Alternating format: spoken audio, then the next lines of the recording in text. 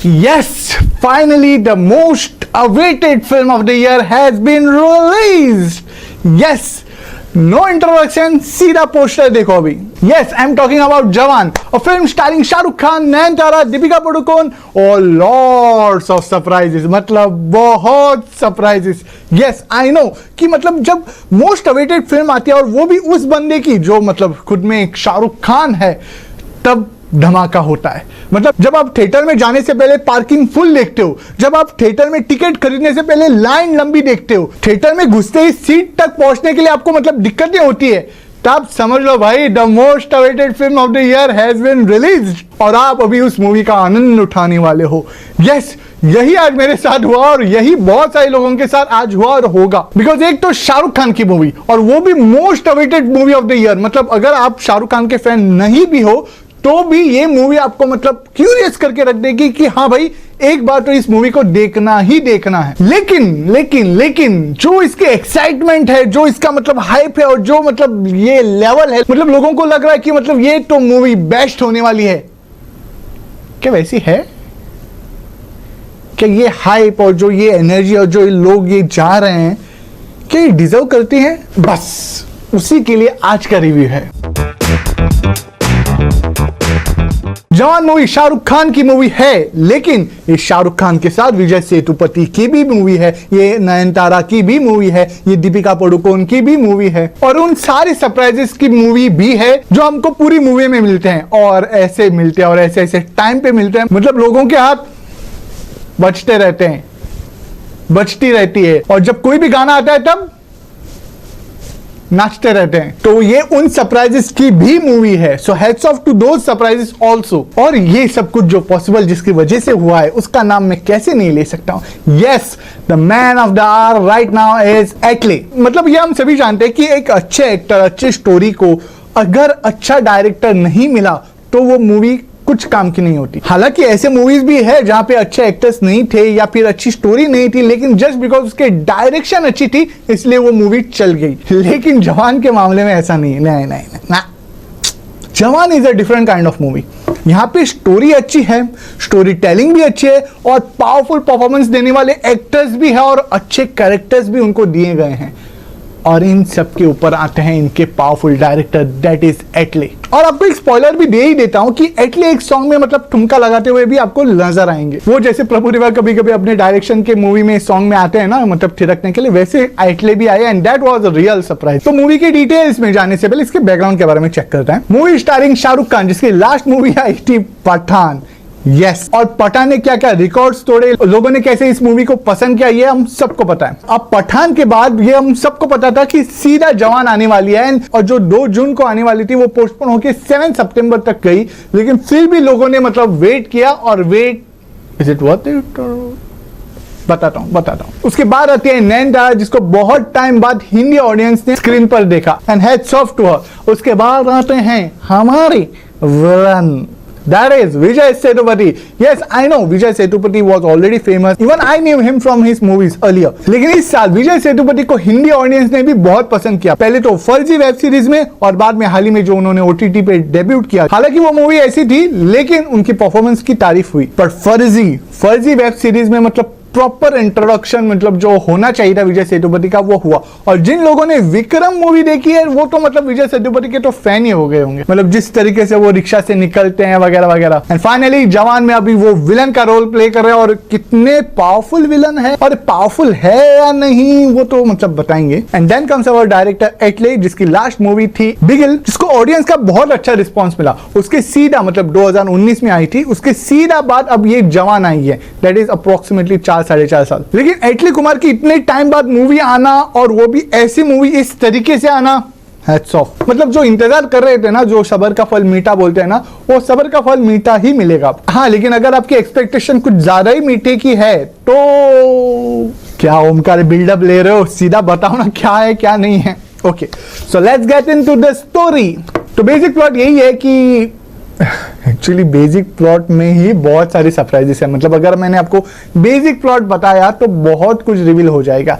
लेकिन ट्रेलर को देखते हुए जो हम फैन थियरीज लगा सकते हैं वही मैं आपको बताता हूँ। जैसा कि देख सकते हैं कि शाहरुख खान एक आर्मी ऑफिसर है या फिर पुलिस ऑफिसर भी हो सकते हैं, बिकॉज वो दोनों यूनिफॉर्म में दिखाए गए हैं और कहीं ना कहीं बहुत घायल है, कहीं ना कहीं किसी ने या किसी चीज ने उनको बहुत चोट पहुंचाई है और बहुत ही घायल दिखाई देते हैं। और इस घायलपन के चक्कर में वो ट्रेन हाईजैक वगैरह करने को आतुर होते हैं, जैसे हमने ट्रेलर में देखा। अब ट्रेन हाईजैक किए तो कुछ तो डिमांड करेंगे तो कोई वहां से भी नेगोशिएट करेगा और वो करती है नयनतारा मैडम। अब शाहरुख खान का कैरेक्टर ये क्यों कर रहा है, किस वजह से कर रहा है और जो लड़कियों का सपोर्ट जो उसके पास है वो क्यों है, ऐसे ही है या फिर उसके पीछे भी कोई स्ट्रॉन्ग कहानियां हैं, ये देखने के लिए आपको मूवी देखनी पड़ेगी। उसकी डिमांड पूरी होती है या नहीं, ये देखने के लिए भी आपको मूवी देखनी पड़ेगी। और शाहरुख खान जो फैन थियरीज आ रहे हैं, शाहरुख खान एक है या डबल रोल है या ट्रिपल रोल है या क्या है, जवान है या बुढ़ा है, मतलब क्या है एग्जैक्टली, ये भी आपको मूवी देखने के बाद ही पता चलेगा।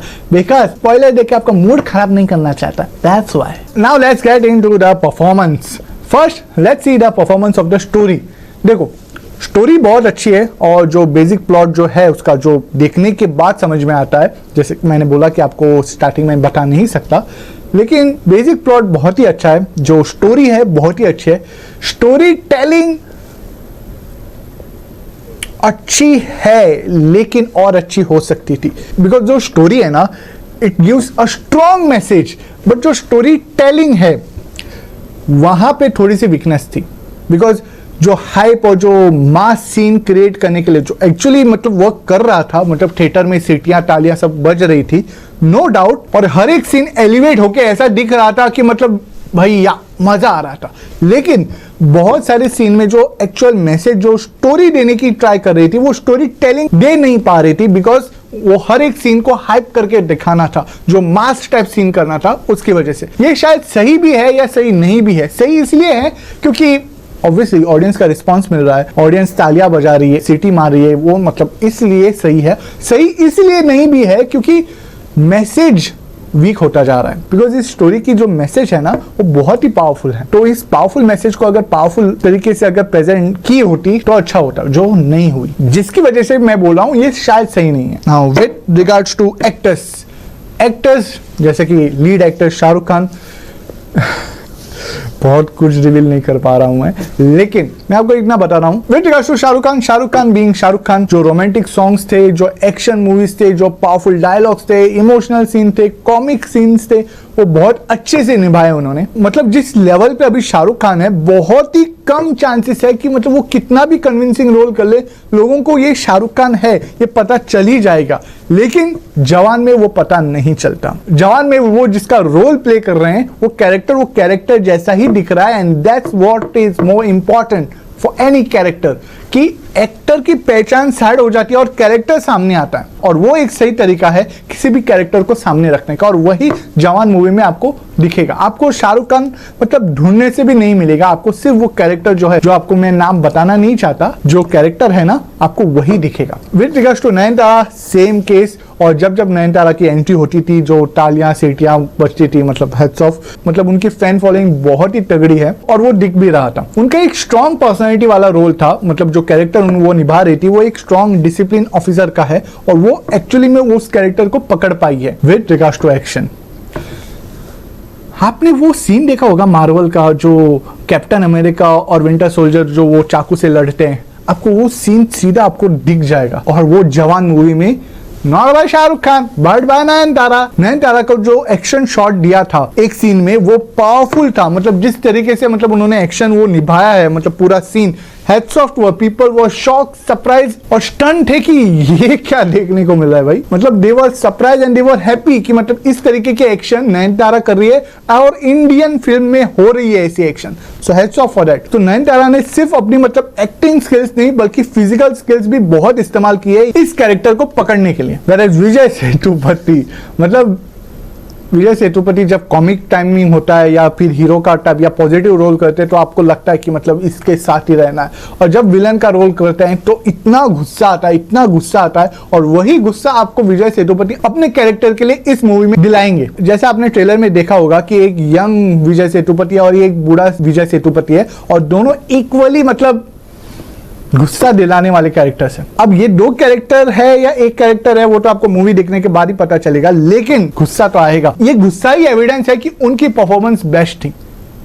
यस मतलब शाहरुख खान के अगेंस्ट अगर कोई विलन पावरफुल टक्कर दे सकता था तो वो इस मूवी के थ्रू विजय सेतुपति ने प्रूव कर दिया कि हाँ भाई हम है टक्कर देने के लिए, और वो टक्कर दे रहे थे। कैमियो रोल बहुत ही इंटरेस्टिंग थे, लेकिन जो मेन कैमियो जो आपको ट्रेलर में भी दिखा होगा and that is of Deepika Padukone. और दीपिका पादुकोण का सिर्फ कैमियो नहीं है, बहुत ही इंपॉर्टेंट रोल है, बहुत ही इंपॉर्टेंट रोल है। मतलब फिल्म का जो ट्विस्ट होता है ना, वहां पे मेन रोल तो दीपिका पादुकोण का है। सो रोल छोटा है लेकिन बहुत ही इंपॉर्टेंट है, और उस इंपॉर्टेंट रोल को समझते हुए दीपिका पादुकोण ने वैसे ही परफॉर्मेंस दी है। So hats off to her. Now comes to the director of the movie and that is Atlee. क्या बोल सकता हूं मैं, पॉइंट इज बहुत सारे सीन जो है जो आपको मतलब इमोशन इतना बूस्ट कर देते हैं, वो पावरफुल तरीके से शूट किए हैं। मतलब जो बोलते हैं ना यहाँ पे डायरेक्टर दिख रहा था, वो यहाँ पे एटले दिख रहे थे। हालांकि बहुत सारे जो इमोशनल सीन्स थे वो अच्छे हो सकते थे, बिकॉज बहुत सारे जो स्लो सीन्स थे जो स्लो दिखाने चाहिए थे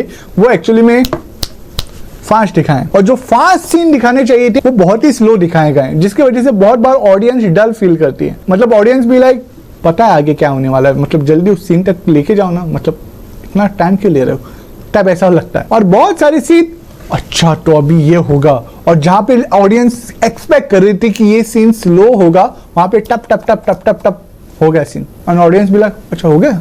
मतलब ये दो चीजें इस मूवी में हैं और रिपीटेडली होती है, जिसकी वजह से शायद ऑडियंस का ध्यान इधर उधर होता है। लेकिन थैंक्स टू शाहरुख खान, विजय सेतुपति, नयनतारा और जो ये पावरफुल इनकी जो परफॉर्मेंस की टीम है ना, इन्होंने बचा लिया, वरना ये सीन्स की जो दिक्कतें हैं ना वो इस मूवी को खा जाती। विद रिगार्ड्स टू सॉन्ग्स, बहुत सारे सॉन्ग्स थे, बहुत सारे जो हमको दिखाए गए हैं ना यूट्यूब पे वो वैसे नहीं है, वो कुछ अलग तरीके से हैं। लेकिन 3 सॉन्ग्स बहुत ही अच्छे हैं जो यूट्यूब पे भी लोगों ने पसंद किया और थिएटर में भी पसंद किए। फर्स्ट इज जिंदा बंदा, सेकंड इज रमैया वस्तावैया और थर्ड इज छलैया। मतलब पीपल वर एंजॉइंग, मतलब जब वो जिंदा बंदा लग रहा था उनके पैर हिल रहे थे, छलैया जब चल रहा था तब उनके कंधे हिल रहे थे, और Ramaiya Vastavaiya end of the movie में आता है तब वो मतलब ऐसा कर रहे थे। सो पॉइंट इज ये 3 सॉन्ग छोड़ के जो बाकी के सॉन्ग्स हैं वो आपको याद नहीं रहेंगे। मतलब उस टाइम के लिए वो शायद अच्छे हैं, लेकिन उसके बाद थिएटर के बाहर आने के बाद आप इस मूवी के सारे songs apart from this songs भूल जाओगे। Now with regards to visuals, oh my god, पहले तो यहाँ पे विजुअल्स अलग अलग है। जितने एक मूवी में हो सकते थे विजुअल, वो सब टाइप के विजुअल्स इसमें हैं। मतलब रात दिखाई है तो अलग अलग टाइप की रात दिखाए, दिन दिखाए तो अलग अलग टाइप के दिन दिखाए, मतलब शाम दिखाई तो अलग अलग शाम दिखाई है। हर एक सीन में जितने कैरेक्टर्स वो पर्टिकुलर सीन आपको जो आपको मैसेज देना चाहता था वो तो दे ही रहा है, लेकिन विजुअल्स भी बहुत अच्छे से साथ दे रहे थे। मतलब उस पर्टिकुलर सीन के लिए जो विजुअल्स चाहिए थे वो वैसे ही थे और वैसे ही मैसेज प्रोवाइड कर रहे थे। So hats off to the visuals और hats off to the dialogue timing, because बहुत सारे जो डायलॉग थे वो नॉर्मल थे, लेकिन जस्ट बिकॉज उनकी टाइमिंग बहुत अच्छी थी इसके लिए बहुत सारे लोगों ने उसको अप्रिशिएट किया। ओके, उनका सिर्फ इतना बता रहा हूं कि ये मूवी किसके लिए है और किसके लिए नहीं है।